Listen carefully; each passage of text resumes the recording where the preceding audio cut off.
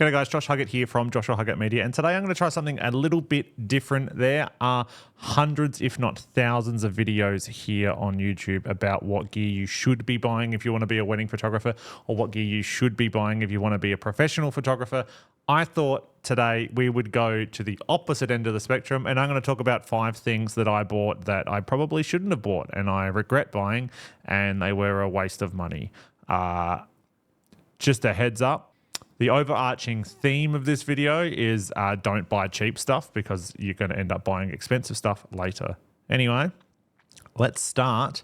The first thing that I bought, I can still remember my mentality when I bought it as well. It was that if you're going to be a photographer, you need to have lights because all photographers have lights.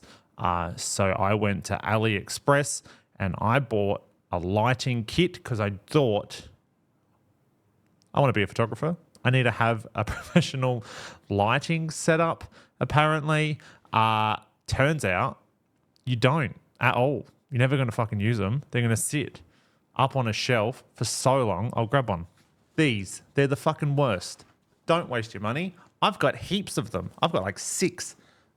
They just run off a light bulb, which isn't enough power to use for headshots or anything. They can't control the light or the color or anything out of them.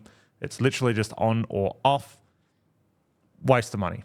Absolute waste of money. I have one of these now at home that I use for Zoom calls as like a nice soft light far away. But even then it's not that great a light, but I'm not using that great a camera at home because I just use the MacBook fucking FaceTime thing. These are a waste of money. Don't buy them. I'll show you what they look like on Amazon so you don't get tricked into it. This stuff here, you'll see them. They'll always come in like a kit, which is literally just a light bulb. There you go. There's a light bulb. This isn't real. Don't believe this. This isn't what happens. I've got the brightest lights in mine, the brightest lights like from the shop that you can possibly buy, and they're still not that great. I can turn one on. You ready for the power? This is also the stand that they come with, and they can't hold themselves up. Don't know if you can hear me. Oh. That's it. That's full power. It's not even enough to like overexpose me in the background. I can like hold it up to my face.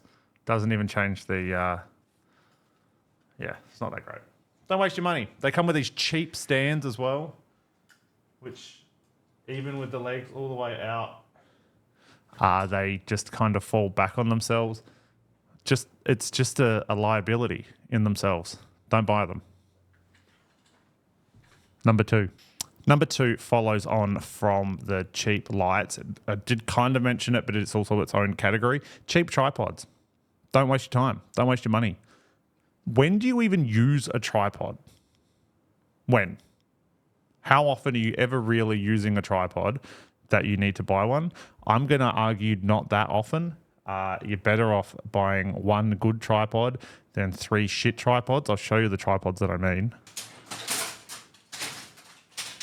I've still got all of this old stuff because I don't throw it out, but they're really flimsy. They cost next to nothing. I'm pretty sure, what's this, a Zomi? What's a Zomi tripod worth? Here it is, the Zomi T60, $29. I mean, you can hear that, can't you? You can hear everything kind of clunking together, moving and shaking. Just don't waste your time. Don't buy cheap tripods. You're never going to use them. You never ever really use a tripod anyway, unless you're trying to become a landscape photographer. If you're becoming a landscape photographer, then you're probably not watching this video. A cheap tripod isn't worth it. Spend the money, buy a good tripod, and that way it's actually going to work and last and hold your camera, and you're not going to have to upgrade it because you buy a new heavy lens and this bows. Like literally, if you put one of the R6s or something on this tripod, it breaks. It like bows out, the legs move. I wouldn't trust my cameras on it. Don't buy a cheap tripod. Number 3 is another tripod-based thing. I remember when I was very early in my career and I'd bought a cheap tripod and I wasn't happy with it. I was like, no, Josh, go invest the money. Go buy a good tripod. Trust me, you're going to need it. Buy a good tripod. So I went to the shops, to the camera shop in the city here, and I bought a Manfrotto tripod, which I still own. The tripod itself is still great. Build quality is really good. Manfrotto, one of the best companies kind of out. The reason I regret buying a Manfrotto tripod when I first started is that they have their own tripod plates, like the plate that screws into here on the Manfrotto arm head thing. This bit, fantastic. Love the head. Works really good. Screw it to change and move everything around. That works fantastically. The base plate that goes on to the Manfrotto tripods is unique to Manfrotto only, meaning you can't just go and like switch it from this tripod to another tripod, or unless it's got the Manfrotto basings. Now, I believe there are ways that you can buy like other ones now that'll work, but I've since, which is why this just sits on the shelf, is I've since switched to the Swiss system where you can actually just like use them universally. So this is probably one of my like, is it a life-changing decision? No. Did it really ruin my life or anything? No. But I do regret buying this tripod because it really limited what I could use going forward. Like, do you just invest heavily into the Manfrotto system?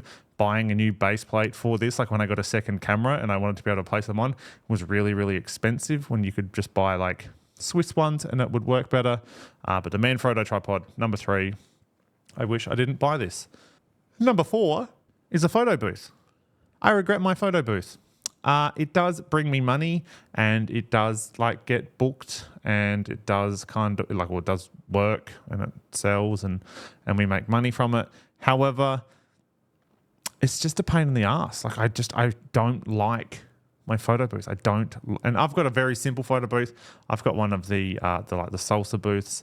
I think they've recently changed their names, but I've got one of those. So it's very easy to set up, very easy to use. But for arguments like for this weekend, we had the photo booth out. I was shooting a wedding and I finished the wedding at 8:30 at night, but they'd booked the photo booth until 10:30, which means you pack it up at like 10:45, which means you get to leave the venue at 11. So I just had to sit in the car for 3 hours essentially after I'd finished working, just waiting for this photo booth to finish when I could have just been in bed.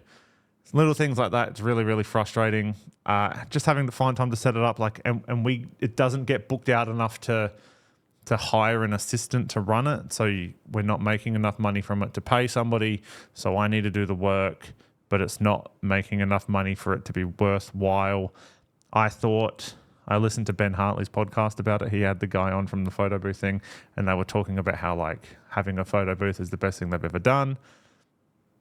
I don't think it is. I think it's kind of annoyed me. I wish I didn't have it, but that's okay. We have a photo booth. So if you'd like to book it in. It's really good.